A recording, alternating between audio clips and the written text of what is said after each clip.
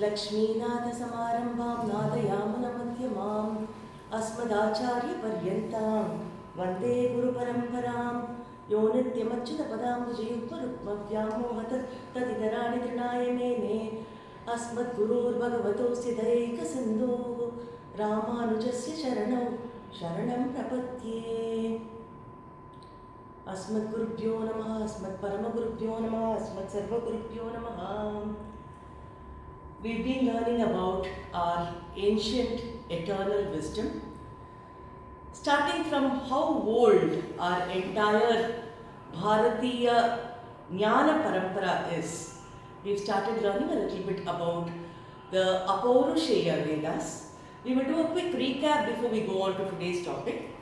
So, we have learned about the most important sloka for Jnana Dhana. We started with that.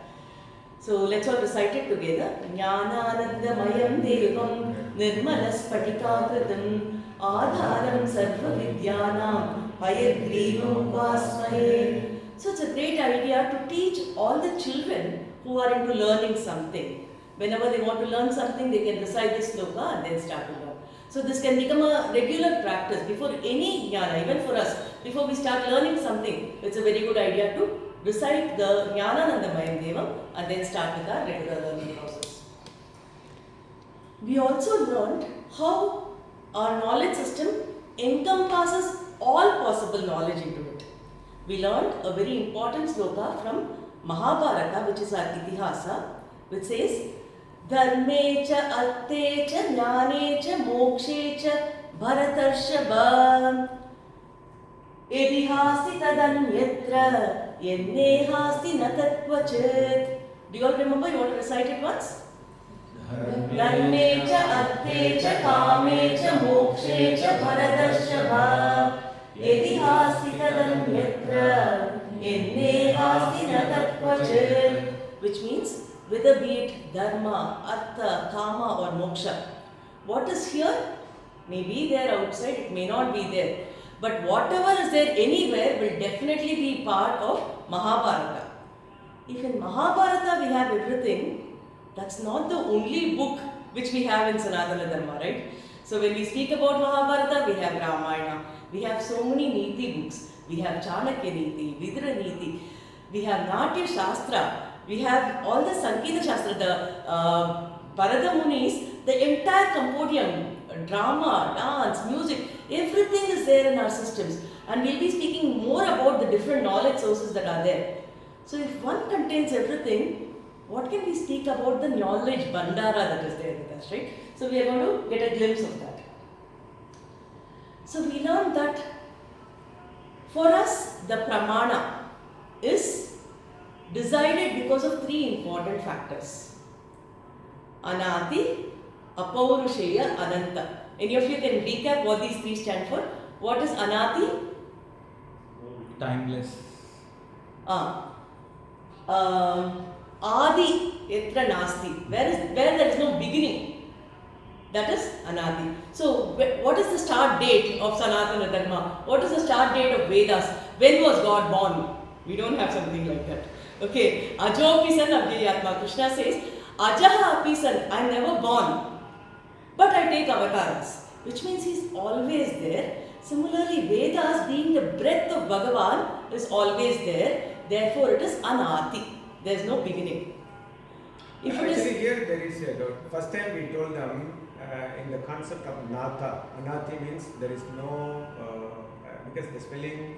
That is correct. Anatha, that is also true, but here Apaurushayam is also included in that. Correct. So the spelling should be D-I or? It should be in Sanskritam ideally. Okay, yeah. But because it is in English, it has only so much we can write. So in Sanskritam when we write, the Adi stands for Anadi, which is like no beginningless times. When there is no Adi, only when there is a start, there is an end. For the thing which does not start at all, there can be no ending. Ananta, anta nasti. So it is unending. So who wrote all this then? Apaurushaya. There is no author, even Bhagavan did not write it. It is the swasa of Bhagavan. The Munis catch it because of so much of focus. They tune themselves to that breath, the sound, and then they bring it out. That is why they are called as mantra drashtaraha. Mantra drashtaraha munihi we say. Those to whom the vision of the mantra is given, they are able to hear it and they are able to reproduce it. Therefore, they are muni. So all these are the important traits of the Vedas also. Just like how these are the traits of Bhagavan, these are the traits of Vedas, these are the traits of our scriptures which we take as pramana. So when we take these as pramana, we learn that all these are heard and reproduced. Therefore, it is called as Shruti. Shruti Parampara. So it is heard, the Guru teaches the disciple, that is how it has been coming all along. So we might say oral tradition, it might have a limitation. No, in fact it is more airtight than the written concept that we have now. We saw that with several examples. I will come to that. So during Dwapara Yuga, our Krishna Dvaipayana or Vedavyasa Maharshi compiled the Vedas for us into 4 groups. Rig Veda, Yajur Veda, Sama Veda and Atharva Veda. Is that right? All of you here till this, right? Now inside this there are 4 layers. Anybody can recollect what it is? The Vedas have 4 layers. Brahmanas, Aranyakas, Samhita, Upanishads. Exactly. Samhita, Brahmana, Aranyaka, Upanishad. 100 marks. Okay, so we have Samhita, which is the recitation part. You know, during childhood, kids are taught how to actually recite the Veda mantras. And we learnt about different groupings in Samhita. How many groupings did we learn? The Padapata, ending with Ganapata. How many groups did we learn? 9. 12. Okay, 9, 12, it's actually 11. So 11 groups we learned. So we also gave an example of Agnimile Purohitam. Excuse me, I have a question. So the Veda, you know that there are 4 categories, right? So based on what they have categorized? Is there any? Mainly, there are a lot of nuances, but at an overall level, people say that, you know, all the rigs, if they are in the form of hymns, they are part of the Rig Veda. Similar hymns are taken by the Sama Veda, but that's at a musical tone, which is Samagana we say. That is the seed for the Gandharva Veda itself, the music dance and all. This type, right? So, is there anything else? Rig and Sama, Yajus is mostly prose in nature. Yeah. So you talk about Atharva now, right? Atharva has all these 3 combinations. That's why. It has all these 3 combinations. Atharva Veda, they say, is more like what can be used here itself in our current thing. For example, something related to warfare, something related to politics, something related to the economical things. All those are contained in Atharva Veda. Ayurveda, you know, is a seed for, Atharva Veda is a seed for Ayurveda, like that. So all those are contained in Atharva Veda. So here the groupings are there, the 11 different groupings that we saw. The Ghanapata being the most complicated form, where we said if we take the Agnimile Purohitam, how will it be recited? Agnim Ile Agnim, Agnim Ile Purohitam. So like that, when they keep repeating it over and over again, it becomes really compact that they cannot make any changes. And if there is some minor mistake that is done, it will get corrected in the subsequent layers also. That is how the oral tradition was maintained. So also in previous session you mentioned that the sound is very important, right? The sound is very important. That is what we are going to deal today. Okay. That is our topic for the day. So here we have the Samhita, Brahmana, Aranyaka and Upanishad. So Samhita is more of the recitation and the practice of recitation. Brahmana is the rules for the rituals, how exactly it should be done, how to configure something, how to go ahead and perform something, who is the Karta, who is the Hota, all these details will be mentioned in Brahmana. The Aranyaka is the time where they contemplate. They have done so much of Brahmanam, now they are going to get into the Upanishad, that in between time they introspect, contemplate, decide what exactly these are. Are there deeper meanings for whatever they have done? Upanishad is the Jnana Bhava. where people think about the Atma, Paramatma and things like that. So now from here we will move on to the next very important part, which is the Upanishads. Every Veda has its set of Upanishads, and most of the Acharyas focus on the 10 primary Upanishads. There are many Upanishads. So the 10 Upanishads are attached to the different Vedas, and we learnt about what are these 10 Upanishads, right? So we also learnt a sloka. It's like a mnemonic to remember the 10 Upanishads. Anybody able to recollect? Did any of you do your homework on doing the Ganapata for your Upanishad sloka? Okay, so let's recollect the Upanishad sloka again, okay?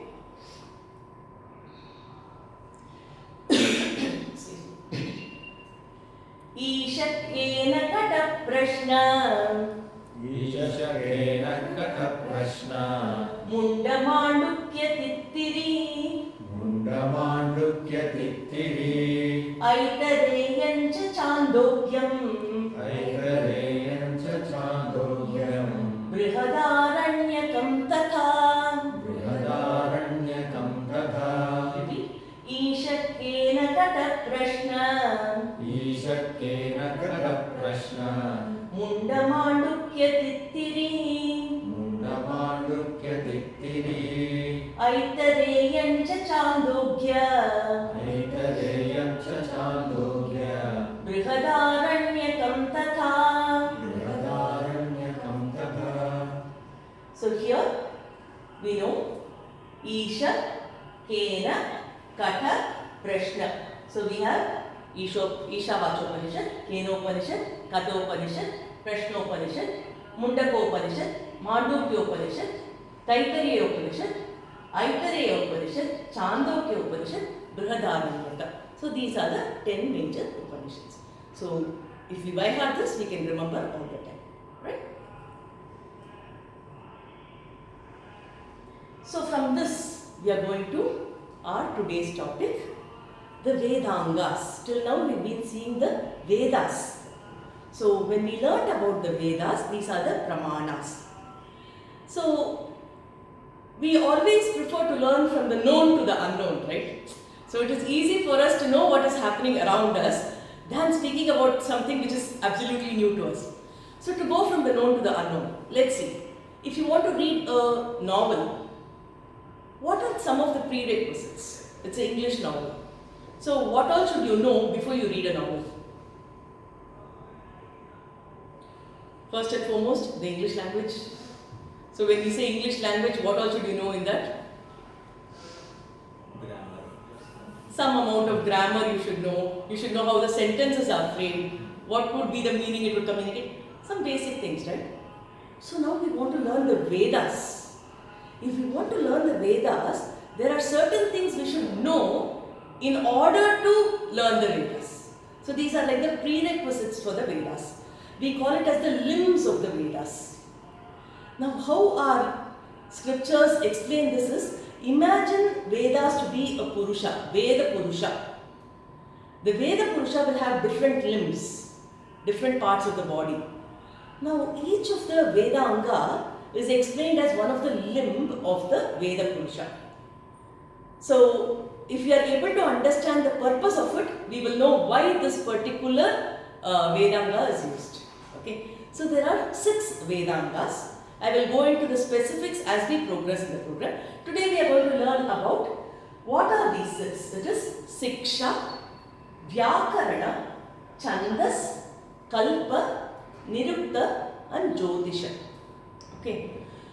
So today we speak about maths, science, physics, chemistry, biology, whatever, and then we speak about the recent subjects like data analytics or artificial intelligence, a lot of things like that.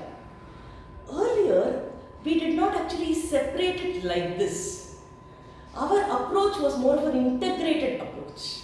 So we learned a lot of things. Maths will also be there. Science will also be there. A lot of things will be combined together. So the way we looked at things was holistic. It was very different from the way we look at it. So when people ask, so is science there in our scriptures? It is there, but it is not there the way you are looking at it. Because we are used to a very different mindset today. Today, if we want to know about a particular person, science says open it, tear open, see the number of bones or different organs the person has.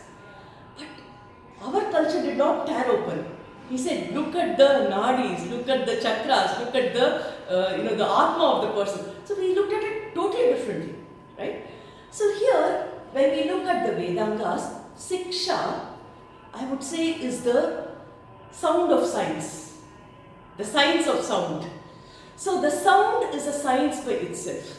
So we might call it phonetics today, closely associated to it, but it is the sound. How does one create the sound? From where does the sound come?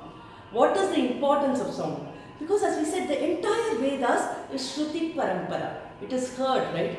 So what is most important? It is the Shabda. So that Shabda is Siksha. We will be understanding the sound, the phonetics today, right? So here, if we look at the 6 Vedangas, we've already learnt about the Veda, which is the Shruti, Rig, Yajus, Sama, Atharva, each having its respective Upanishads. We've learnt about Samhita, Brahmanam, Aranyakam and Upanishad, which are the layers of that. Now we are going into the 6 Vedangas, which is the limbs of the Vedas, Siksha, Vyakarana, Chandas, Kalpa, Nirukta and Jyotisha. Today our topic is Siksha. All of you with me? A very important and interesting sloka. Okay? So this is the Veda Purusha. So Veda Purusha has the different limbs associated with him. Chandah padau tu vedasya. Chandah padau tu vedasya. Hasta kalpota patyate. Hasta kalpota patyate. Chandah padau tu vedasya. Chandah padau tu vedasya. Hasta kalpota patyate. Hasta kalpota patyate. Jyotishamayana chakshuhu. Jyotishamayana chakshuhu. Niruktam shrotramuchyate. Niruktam shrotramuchyate. Jyotishamayana chakshuhu. Jyotishamayana chakshuhu. Niruktam shrotramuchyate. Niruktam shrotramuchyate. Chandaha pada. What does it mean? Chanda is the pada of the Veda Purusha. Hasta kalpa. Kalpa is the hasta of Veda Purusha. Jyotisha mayanam. Jyotisha is the eyes. Chakshu. It is the chakshu. Niruktam shrotra muchyate. So nirukta is that's like the etymology. I'll explain all that. Okay? Shiksha gramam tu vedasya. Granam tu vedasya. Mukam vyakaranam smritam. Mukam vyaranam smritam. Tasmat sangamadityaiva. Tasmat sangamaditaiva. Brahmaloke mahiyate. Brahmaloke mahiyate. So Siksha Granam tu Vedasya Mukam Vyakaranam Smritam. So Siksha is the nose of the Veda Purusha. Mukam, the mouth, is the Vyakarana, is the grammar part of it. Tasmat Sangam Adityaiva Brahmaloke Mahiyate. So if you understand all these Vedangas, right, then you can be happy in the Brahmaloka also. So it will be that kind of happiness. Because only then we can learn the Vedas itself, right? So here I have pointed out which order is what. So Jyotisha is the eyes, Nirukta is the ear, Shiksha is the nose, Vyakarana is the lips, Kalpa is the hand and Chandas is the feet of the Veda Purusha. Okay?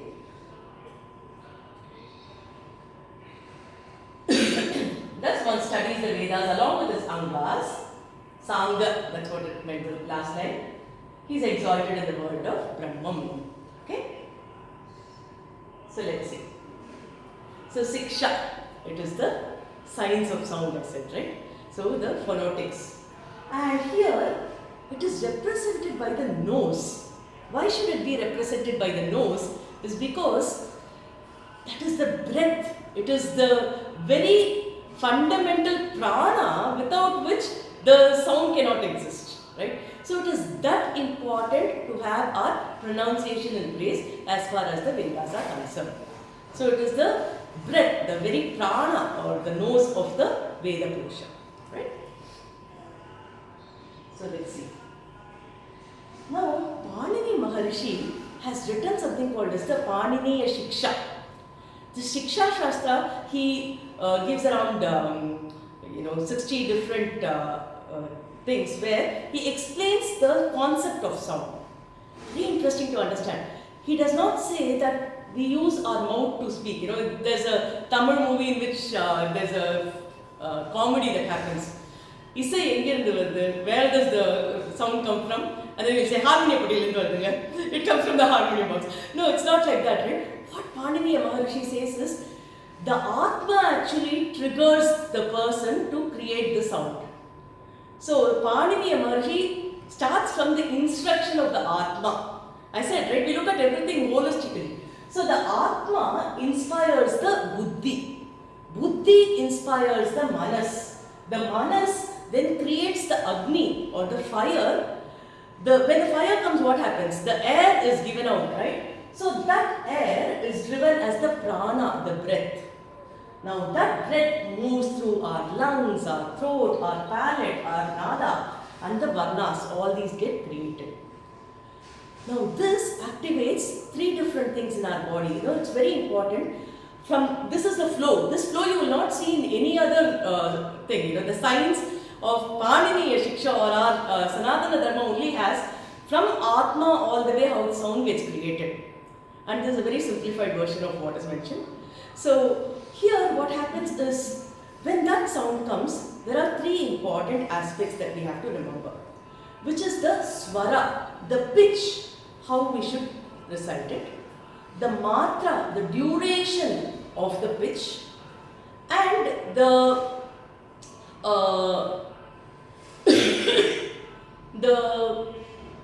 it's like we speak about the udata, anudata, swarita. I will just explain that so that you will be able to understand the concept. So the position of the sound, from where the sound gets created, that is important. Now here what happens is, from there everything is now come to our throat, right? The prana has now come to the throat. Now that should become a sound. Which position creates what kind of sound is beautifully mentioned in the science of sound. Now we will be understanding it very practically. In fact, all of you are so lucky that you all are part of this today, because these are not generally available everywhere. So what happens is, how does the sound gets created? From our throat, certain sounds get created. If we keep our hand on the throat and we say ka, ka, ka, ka, you can see the vibration happening. Try it out. Ka, ka, ka, ka. Okay. So that is where these particular aksharas create the sound. Okay. Suppose you say ta, tha, dha, dha.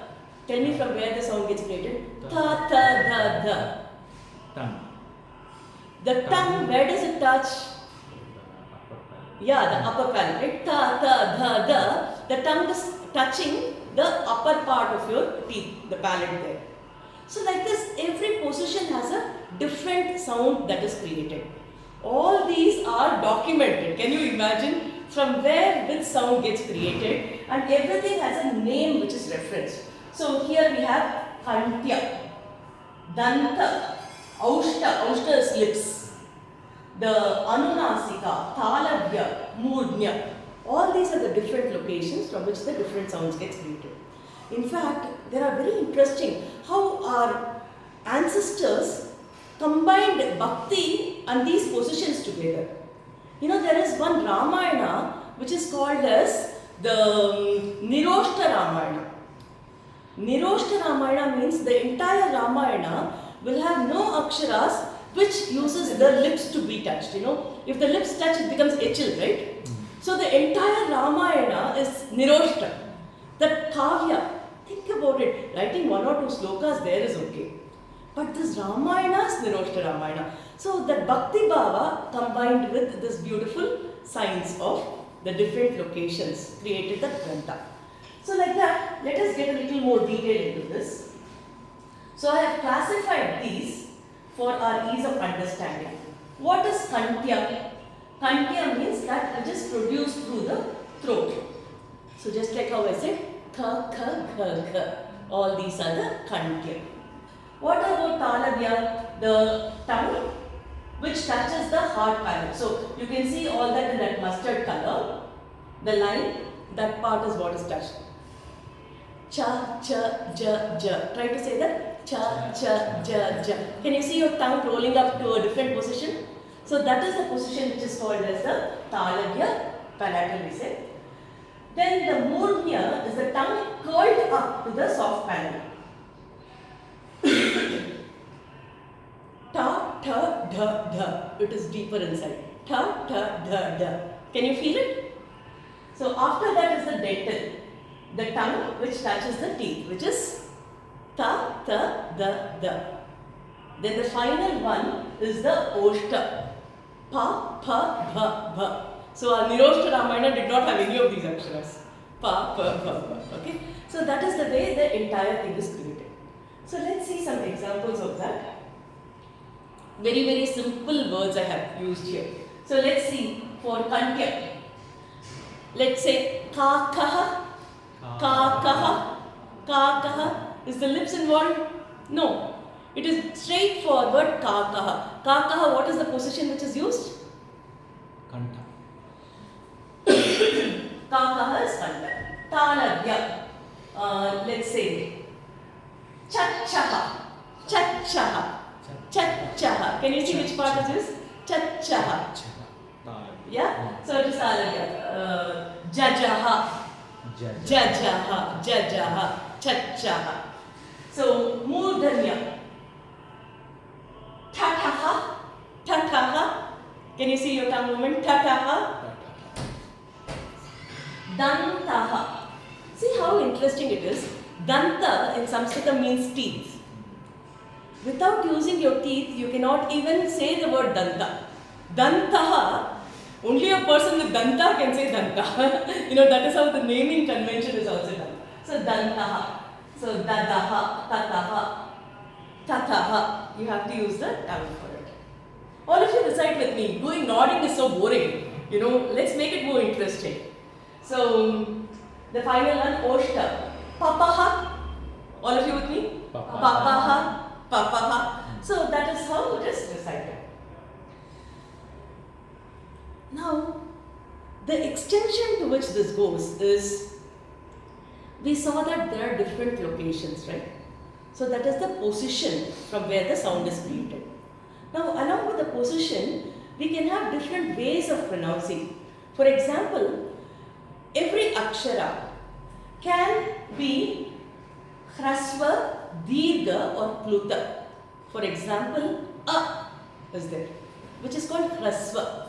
It just takes one matra to say it. Hrasva a. Suppose we say e. E is a dirgha, right? It's long. So it is a dirgha.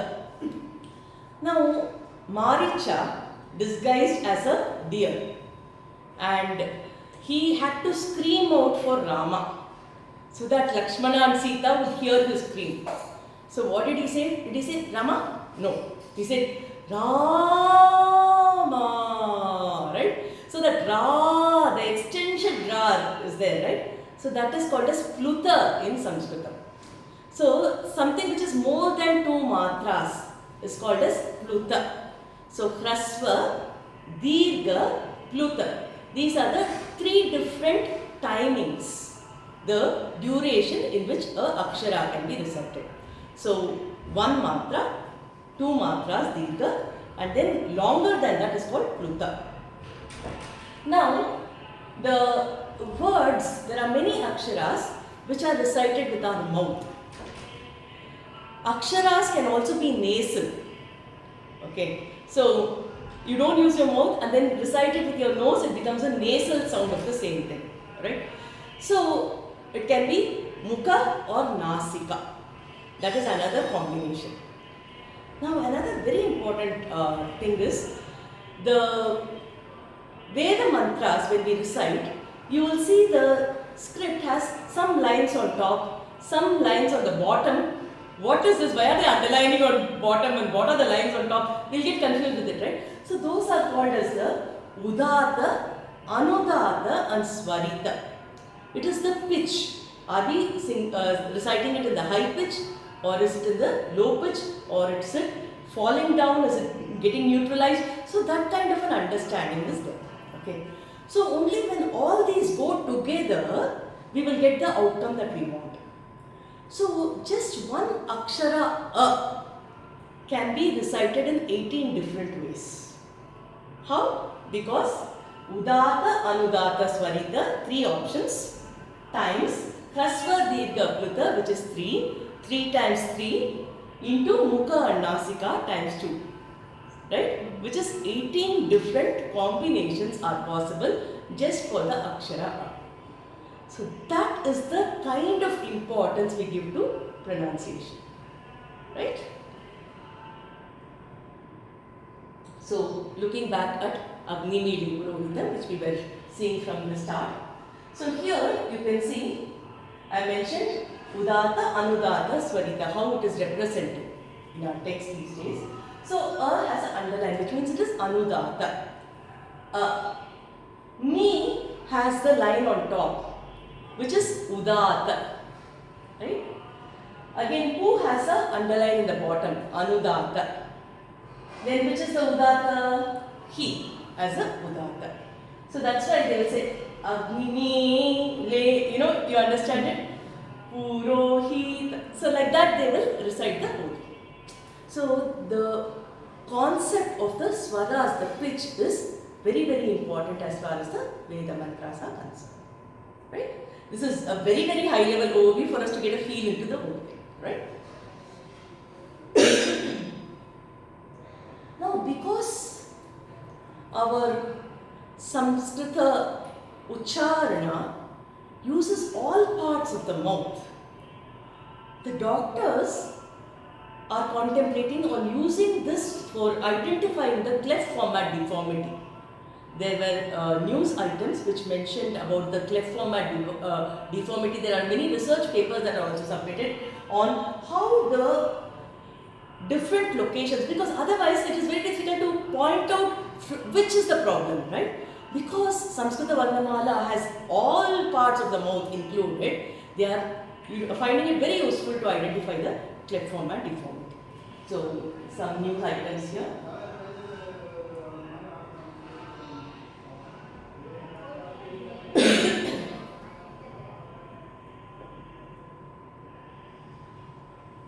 Now, before I go on to explaining this, what happens? Why should all parts of the mouth be used? What do you all think is the reason? What is the advantage of using the different parts of the mouth?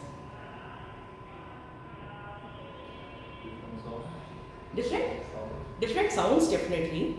Now what happens is, every part of the mouth, they say, is connected to the different regions in our brain. So when different points are triggered, the brain, the association or the mapping of the brain is triggered. So people who recite these Veda mantras seem to have they are using much higher amounts of the brain than normal people, it seems. In fact, this is not what I am saying. There was a video, a news item in fact, which is called as the Sanskrit effect. So the Sanskrit effect, people who recited Veda mantra had a bigger brain, it seems, not just inside, even the size of the brain had increased, it seems. So I'll just play that video for you before I go on to the next slide. It's a news item actually.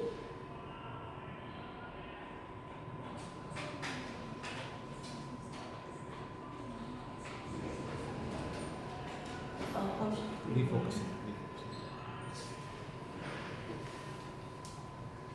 Not refocusing, the connection in laptop.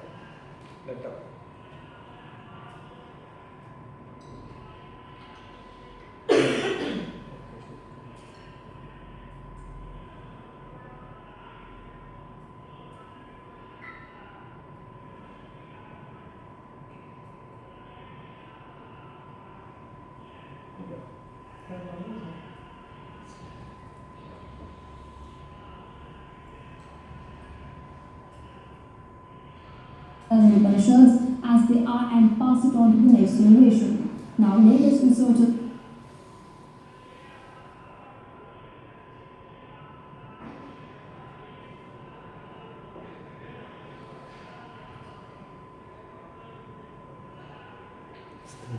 Extraordinary memory power of the Sanskrit scholars. How can they memorize vast texts, Vedas and Upanishads as they are and pass it on to the next generation? Now, latest researchers have unraveled this mystery and named the phenomenon as Sanskrit effect. Here's Doordarshan News exclusive report on Sanskrit effect. Take a look.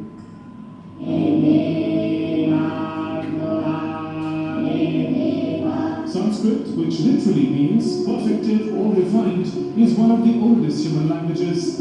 Sanskrit is also regarded the world over for its unique way of learning, in which large texts are memorized verbatim. The four Vedas, the Upanishads, all have been preserved through this technique. While world over civilizations built large libraries to store knowledge, in India, through the tradition of Sanskrit, all the knowledge was stored in the human brain and passed from one generation to another. Since ages, this has been a mystery to the world. Now, through modern scientific research, this mystery seems to be unraveled at last. A study on Sanskrit effect, which has been reported in the journal Scientific American, has claimed that memorizing Vedic mantras enhances the brain regions associated with cognitive functions such as memory. The term Sanskrit effect was coined by American neuroscientist and Sanskrit scholar James Hartzell. Hartzell studied Sanskrit at Harvard and Columbia Universities and cognitive neuroscience at the University of Toronto. He discovered that memorizing Vedic mantras increases the size of the brain regions associated with cognitive processes. Hartzell's report was tested when he and his colleagues from the University of Toronto in Italy collaborated with Dr. Nandini Chatterjee Singh of the National Brain Research Center at Manesar in Haryana. This extensive research has established that through this unique memorizing technique used in traditional Sanskrit learning, brain's capacity significantly increases. Professional training Vedic products and biomed products from Delaware with carefully matched controls. And we found really large differences in brain and cortical thickness between the two groups. So this is what's called a cross-sectional study. And a cross-sectional study showing that the phenomenon measured, so in this case, is there some relationship of brain plasticity or changes in brain that might occur from this practice? Can we see such a difference between, and when you look for that difference as you compare the two groups? Brain के कौन से structure हैं वो बदले हैं औरों के मुकाबले और यहाँ हम देखते हैं तो जैसे हम लोगों ने सोचा था कि हिप्पोकैम्पस के मेमोरी का वो हिस्सा जो है वो थोड़ा बड़ा हुआ था Highly specialized, memorizers and reciters of Vedic Sanskrit and associated texts. Is there structural plasticity in their brains that's probably related to that practice? And we showed that for sure. We showed very dramatic differences in structure. Now we have a scientific evidence to prove why Sanskrit is called the perfect or refined language. Sunil Joshi's report, DB News.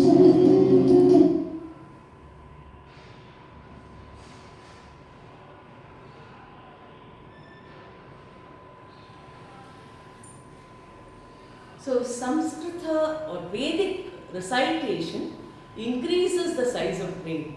So using the different parts of the brain because of the different locations, our mouth is using triggers the different parts of the brain. Therefore, people become more intelligent. Do we need more reasons to learn or make the kids learn Sanskritam? It is going to make them more intelligent. Obviously, use a higher amount of our brain capacity. Now, having said that, pronunciation is the key for us. There is an interesting story which we say in Mahabharata. In fact, even in Ramayana, there is this interesting story. Ravana, Kumbhakarna, and Vibhishana will go to very long duration tapas, very intense tapas they will do. So, at the end of the tapas, Brahmadeva will come and he will want to give moon to everybody. And when Kumbhakarna's turn comes, Kumbhakarna wanted to take the sthana of Indra. Indra's sthana he will want. Now all the devas were really scared because Kumbhakarna by default had a lot of power, and if he is going to take over Indra's padavi, that's about it, right? So they all go, and when Brahmadeva is about to give the boon, they go and request Saraswati Devi, please protect us, do something. So Saraswati, it seems, was sitting in his tongue at that point of time. So he was about to ask Indrasthana, instead of that he said Nidrasthana. That is why he was sleeping for all the duration, it seems. So just by the E becoming Ni, the entire boon, the fate, his destiny itself changed, right? So like that, giving the appropriate pronunciation is the key in Sanskrita Uchchara. Okay, this is to highlight the importance of Shiksha Shastra. So now, coming to the scientific aspects of what happens when we read Sanskritam, when we recite the mantras, there was a research done in the Maharishi University, Neurophysics department, on the effects of meditation, reading Sanskritam and reading modern languages. I'm just going to highlight one or two important things here. The EEG and coherence factor and the rate of breathing. So EEG coherence is how coherent our thought processes, right? So that basically increased when we do meditation. Similar effect was had when we were reading Sanskritam. So our coherence increases when we read Sanskritam. Similarly, the rate of our breathing. Now think about it.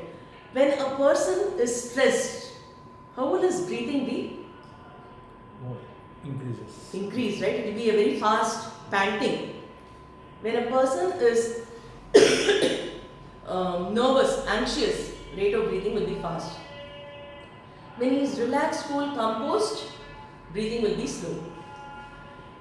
And the rate of breathing, according to the Shastras, is related to our lifespan itself.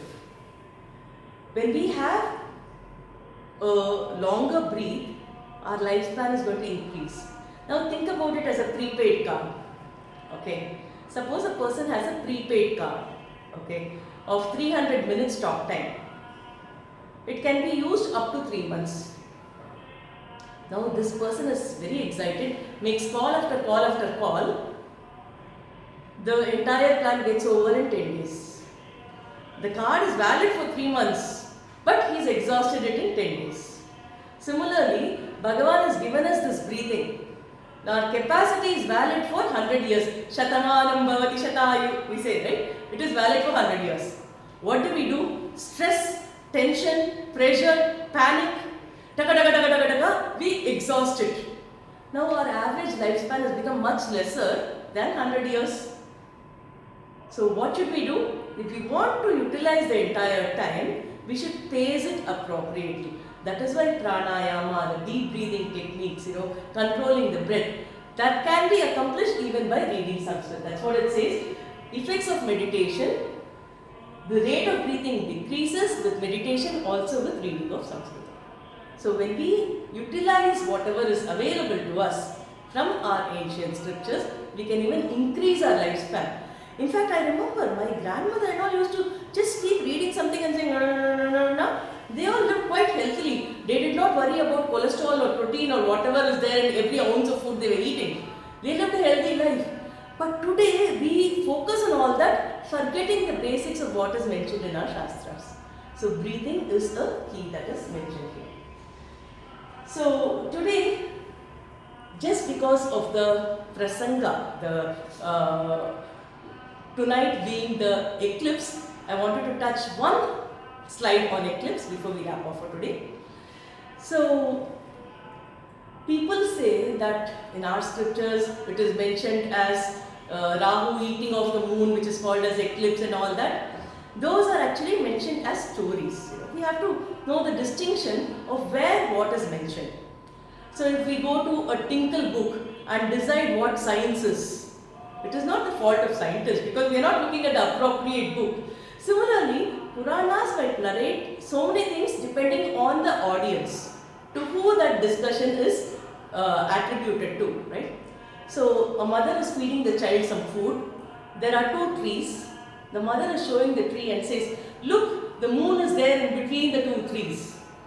And then we will say, what nonsense, these Indian scriptures, huh? The moon, how can the moon be between two trees? The context is, it is to feed the child. Okay, the child, that's how the child can understand this. But then if we look at the scientific granthas, Aryabhatiyam for example, what is mentioned?